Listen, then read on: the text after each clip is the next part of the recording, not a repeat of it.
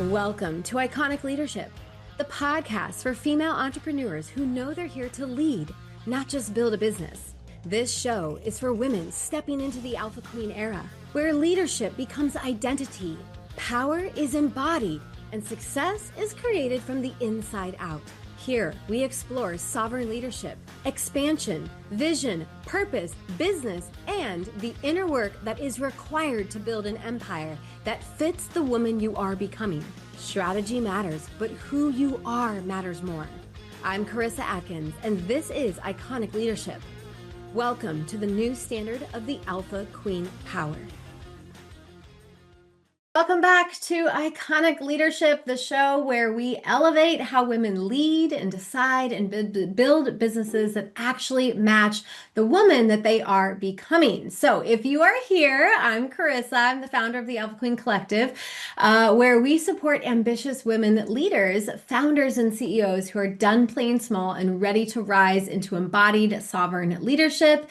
And at the AQC, I particularly help women evolve their identity, energy, and strategies so that they can scale powerful, profitable businesses without abandoning their truth, their nervous system, or their soul. So remember, the AQC, we're kind of anti-hustle culture here.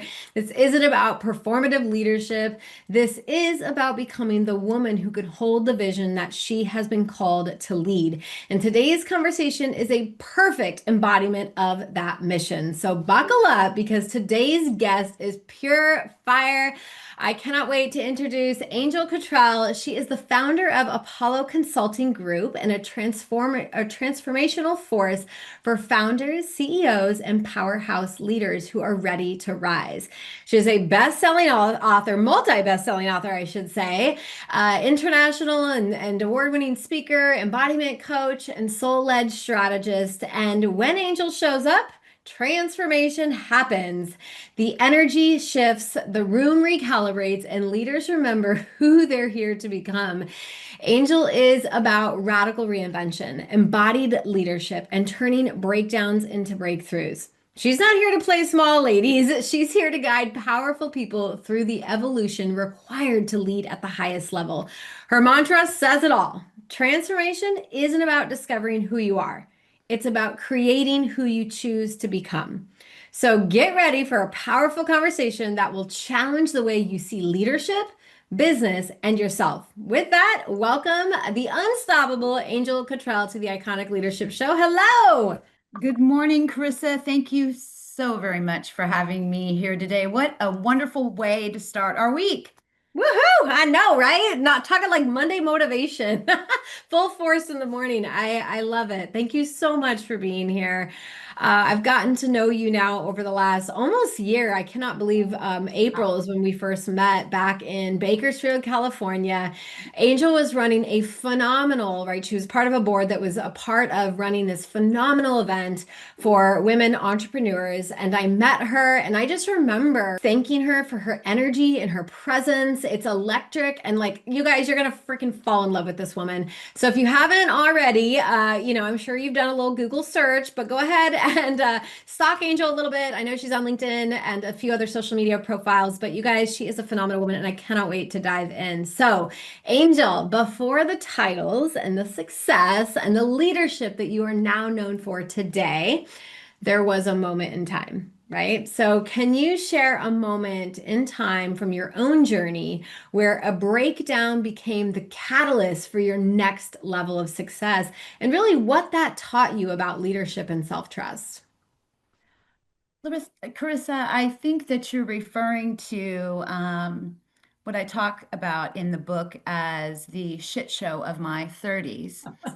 For those of you on radio right now, I'll actually be 55 years old in a few months, and I wear the badge of my age proudly, because definitely do not want to go back, and I appreciate all of the learning that I've acquired. But what happened was that I was one of those people that really went out the gate young and in my mid 20s, and was able to build a multi-million dollar nonprofit that was all about truly changing people's lives. And it was a nonprofit that worked with people 24/7, and it was in Santa Barbara. And it was very progressive in terms of the type of work that we did. And you can read a little bit more about that in the story. But I hit a point in time in my mid 30s that what I now refer to as my divine collapse.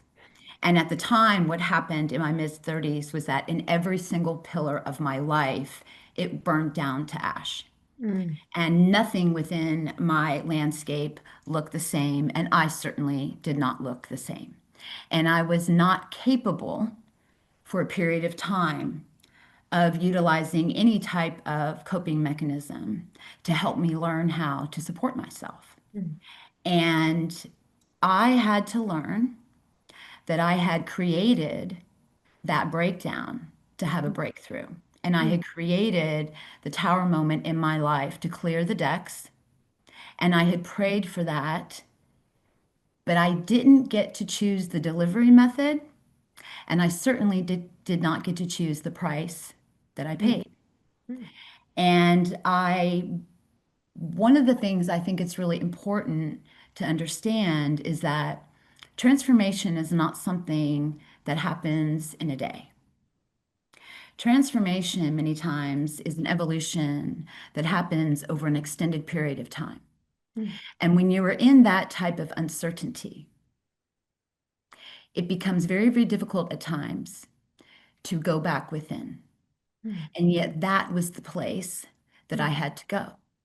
Because if you don't go within, you go without. mm.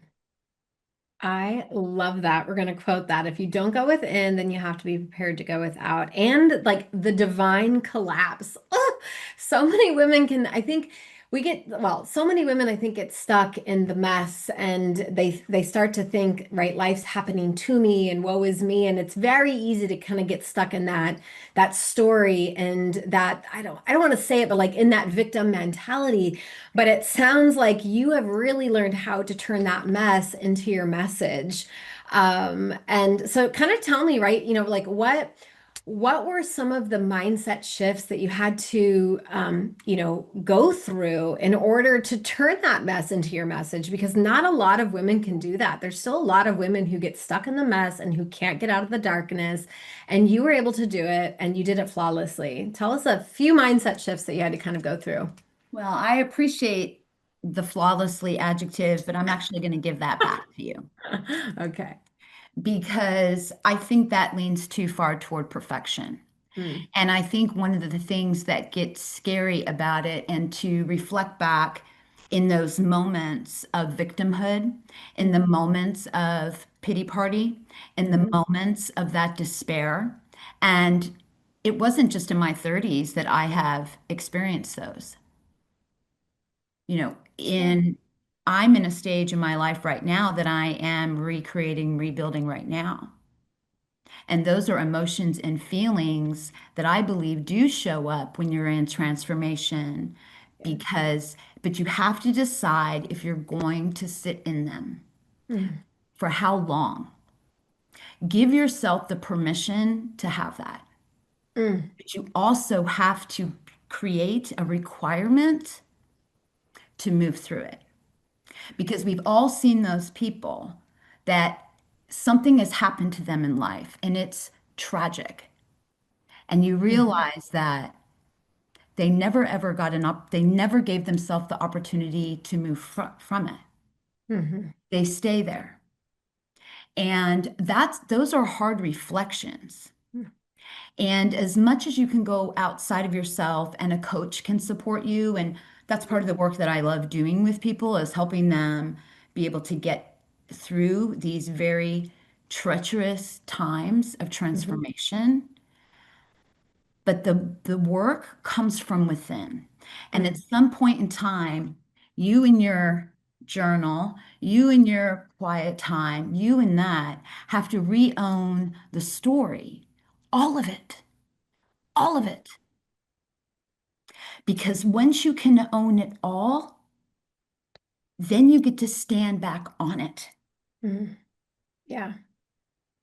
That's what I And love it's about ownership is I feel like it starts to take your power back, right? When you can kind of step back and say, I'm part of this creation. What can I do about it? How can I get myself out of it? A lot of that self-reflection, like how did I even get into this point? But Hmm. I think once a woman starts to kind of reflect in and go inward, like you say, and then gets quiet and, like reflects and just puts it all out there and then takes ownership Mhm. of saying, okay, like now I know where I'm at and I know where I want to go. And these are the things that I'm willing to do to get me out of the mess and into, into the message, into my purpose, into my dreams and goals and visions. And you speak really powerful about business being a living extension of the leader. And I'm curious, why do you think we've been conditioned to believe that strategic business decisions must be heartless, and what actually becomes possible when leaders lead from heart, um, instead of all the strategy? Thank you for this. Hmm.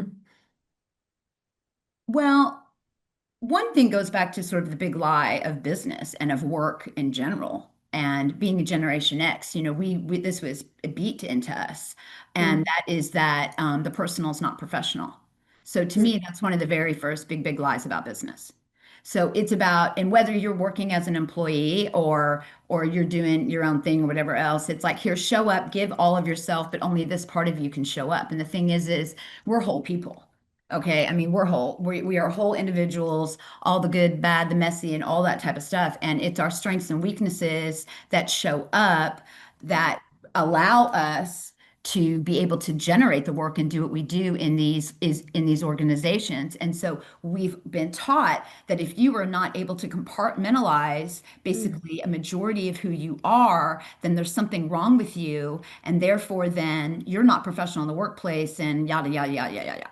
And Yeah. being a woman in business at 55 and been in this, in the game for over 30 something years, we could have a different podcast about what that's been like and how women negated their own femininity of being weak. And I'm one with it, right? The my divine masculine was always much more comfortable showing up in the workplace, and I could be as ruthless as the rest of them. Hmm. And but what I tried to pride myself in was being ruthless for good.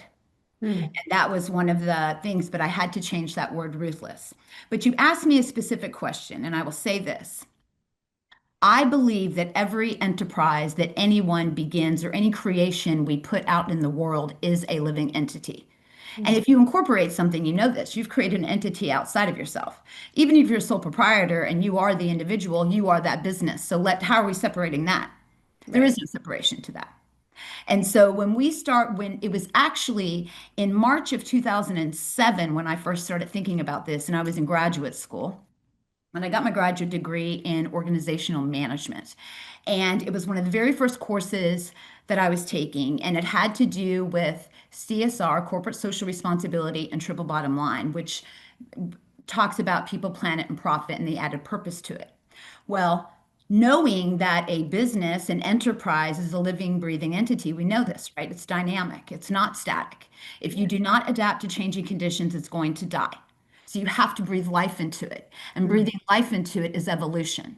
And so Mm. then I started looking at, well, don't businesses have a mind, body, heart, and soul? Mm. So the mind we can see as the strategy, just, on the surface here. The body we can see as the product, the service, the locate what we've put out into the world. The heart, the desire, Mhm. the vision, and the soul Mm. is our connection to all that is not, and everything in between. And you can choose how you want to believe about that. Yeah. Yeah. But That's with so good. the heart coming in from the heart, I'll say this to you.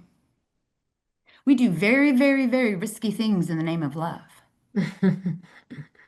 And most people like to think about that as just romantic love. But think Mhm. about the love for your children. Think about love of your country or beliefs. Think Mhm. about what you will do for that. We will Mhm. put everything on the line and we will die for that. And if Mhm. you're going to put yourself up to an organization and put something out in the world, no matter what that creative endeavor is, it requires vulnerability and it Mhm. requires risk.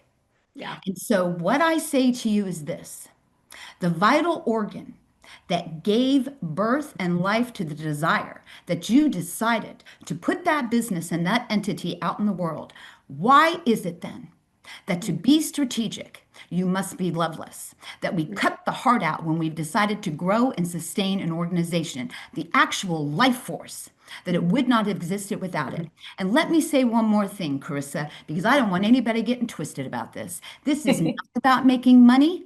Excuse me, this is not about not making money. Right. That is heartless.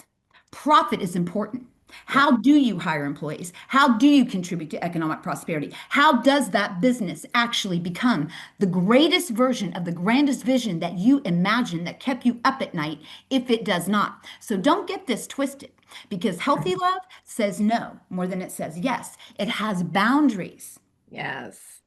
Yes. Oh, I love that. Not, like tapping into the heart side of the business, and really giving ourselves, you just gave us permission to tap into the heart side of business without losing our power and without losing our profitability. I had a coach one time. I had just came back from my very first trip to Kenya. I just led 9 incredible leaders on an amazing experience, a speaking tour. We spoke to, at that year, it was about 13,000 little girls. And I came back and I went to my mentor and I was like, I don't know if I want to coach anymore. Like, I was like, I don't know. I think I'm called for more. Like, I want to go over to this work. He said, Karissa, you cannot forget though that although your soul and your heart, that's soul work. He's like, you still have to build the business that builds the profit to be able to do the soul work. And I'm like, you're absolutely right. And, I just doubled down on the bit because I was like, I was ready to leave it all. I was like, oh my God, no, God put me on this earth to like, lead these movements across all these third world countries and speak and empower and like love on these little kids. And he's like, no, no, no.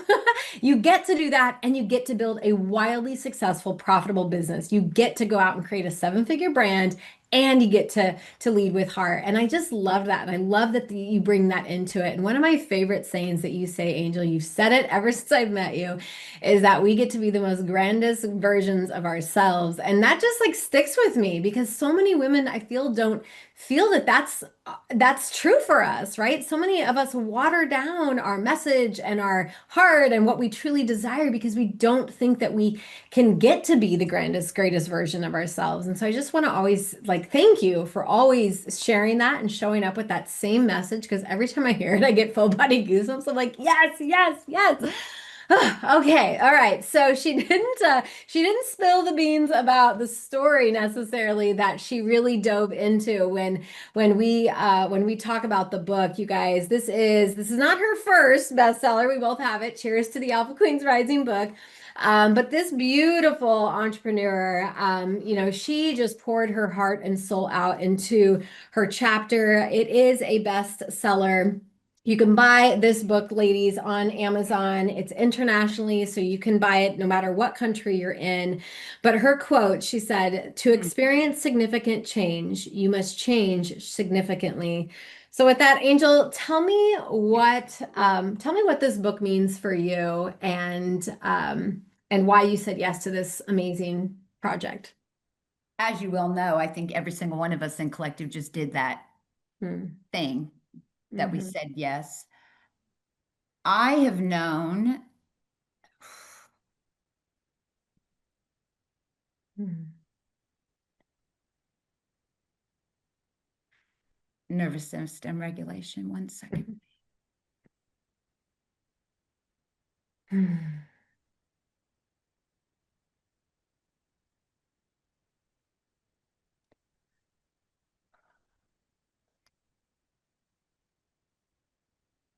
This was the story that I didn't want to tell myself Mhm. because it was the story that I didn't want to live. And I've known for 20 years that I needed to tell it.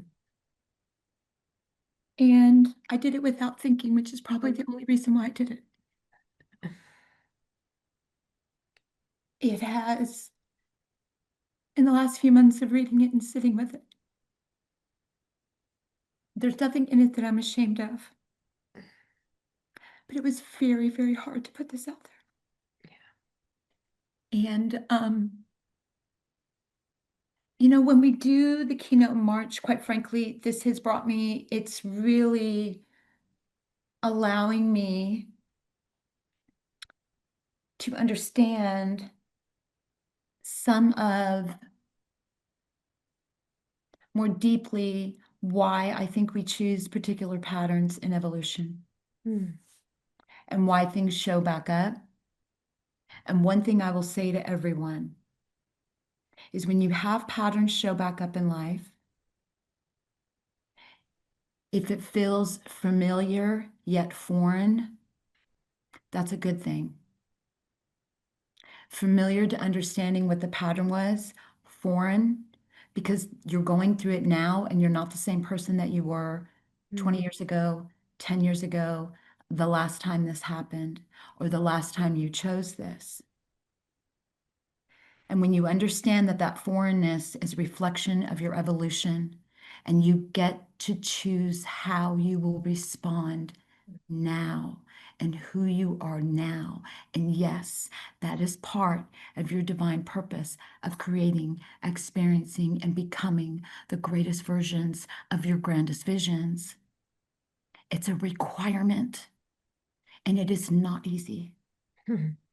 But do not, please, do not do what I did to me. Mm. Honor it. Yeah. It has taken me the past few months to learn how to honor this. Mm. And I will tell everyone that chooses transformation, you will vacillate, and it's okay. It's not a straight line, it's not linear. Do not give up on yourself. Mm.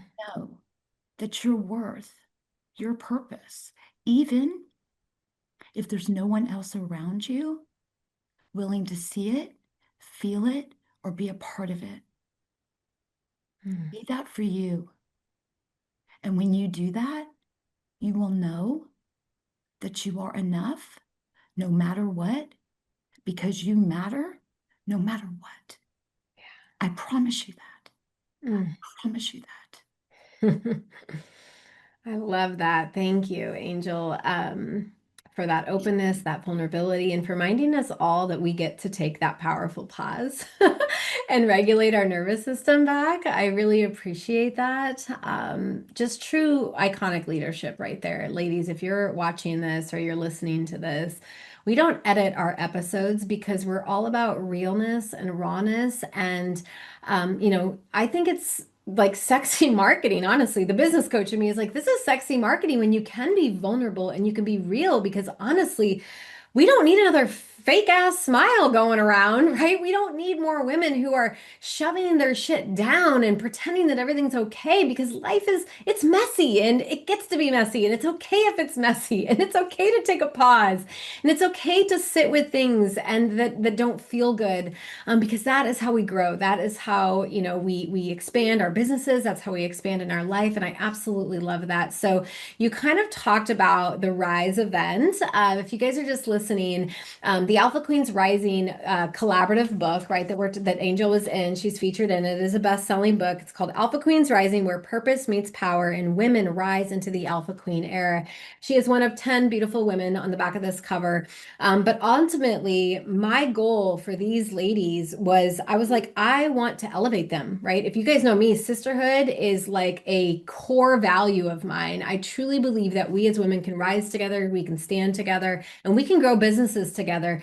And so when I was thinking, how can I get these women? Because I asked them, I said, why did you do this? And they almost every single one of them said, well, Karissa, we want to impact more lives. And I said, okay, well, if we really want to truly impact more lives, we got to get this book out into as many hands as possible. But I'm going to just create an event. I'm going to create an event where we're going to put 200, 300, 400 women in a room, and we are going to invite them to come in, listen to these stories, share these, experiences with these women, and feel activated, feel the energy of a collective sisterhood, because that is powerful.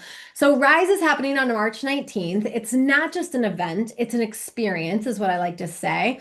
So Angel, what can women expect to feel, release, or step into when they enter the Rise space with you? When you're on stage, what do you think that they're going to feel and release and step into? Mm. Belonging, acceptance, and back belonging within herself. Mm. Embody the royal you. Embody all of that that's within you. And Karissa, may I please, because it is so important to me right now that I shout out to Alpha Queens, and we are at the last thing. And may I please do this right Of now? course, I will Okay. always I'm let you dying. I'm shout out dying. I'm some dying. I'm queens. dying. I'm dying. I'm like, please, please, please, please, please, please. Number one, you. I so Oh. enjoyed reading your story. I so am grateful for you for standing on your story and then providing a platform for the rest of us to stand on ours. I'm eternally grateful to you. Thank you. I received Number that. two, Larissa Mitchell Reed, first time author. Congratulations, Queen. Thank you for acknowledging me. I love you to the moon and back. Take care of yourself, my friend. And know that I always wish the best for you. I'm extraordinarily proud of you that you are doing this and everything that you're doing. And last but not least, yes, I am a 2-time best-selling author, but tomorrow I will be a 3-time best-selling author.